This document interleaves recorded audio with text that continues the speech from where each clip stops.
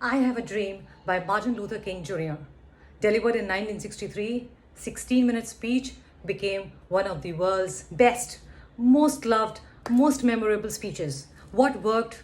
What were the techniques that helped King inspire lakhs of people there?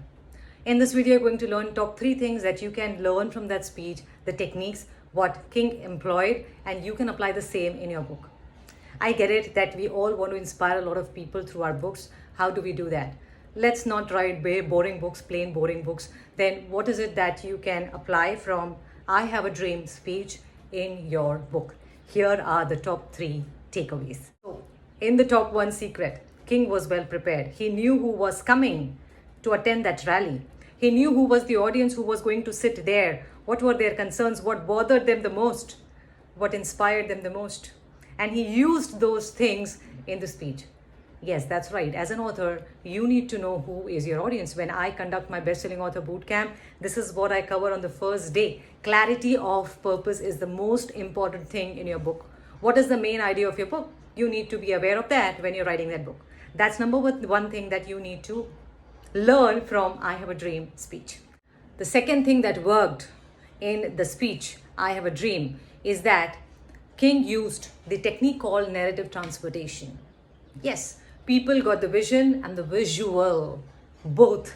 When you go and check it out, the speech, I Have a Dream, on YouTube, hear it out, listen to it, watch it, and you will realize that you also get the same vision and visual when you hear his words. So words are very powerful, and King was able to use this technique called narrative transportation. And that's the second thing that you need to do, is don't use boring facts and figures.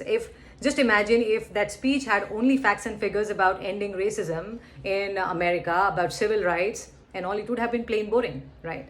But on the contrary, it inspired people. How? Okay, how? That's the reason you need to learn narrative transportation. I cover more about it in my workshop.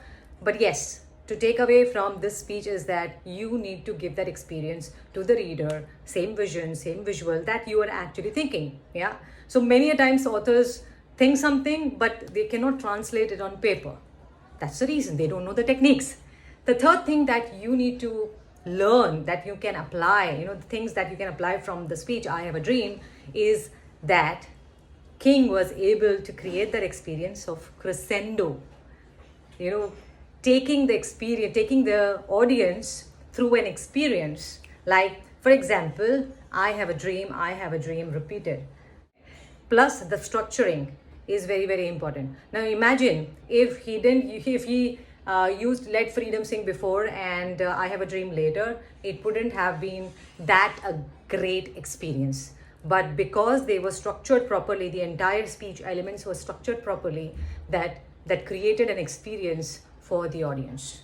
So when you are writing this, I cover more about it in my workshops and my courses, that you need to learn this technique of creating an experience for your reader. Now just imagine those were only 16 minutes and he was able to inspire 10 lakh people present there. Okay, that was a huge audience. Now you have many hours. When people are reading your book, taking it up, you have multiple pages. How are you going to impact and inspire your audience? So you have to inspire them through your words. And speech and books are made up of what?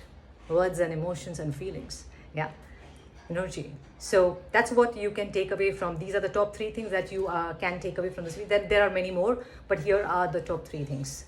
So type in the chat box below, comment box below, if you found this video helpful and what are the techniques that you're going to apply for your book, and follow for more. Thank you for watching this video. Bye-bye.